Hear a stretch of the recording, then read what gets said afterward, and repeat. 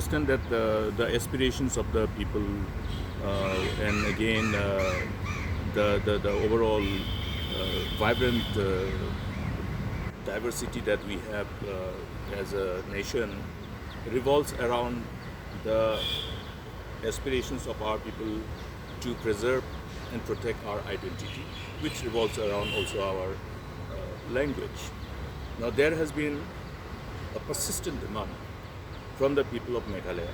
for inclusion of Garo and Khasi language in 8th schedule of the Constitution of India. Now, having done all the necessary due diligence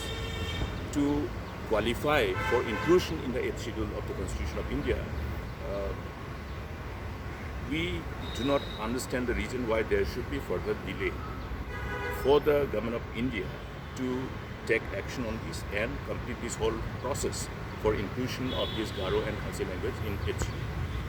This is inconsistent with the aspirations of our people, particularly the youth.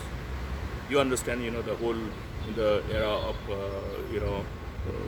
this globalization where people are looking at spaces of jobs all across the country, and also when you have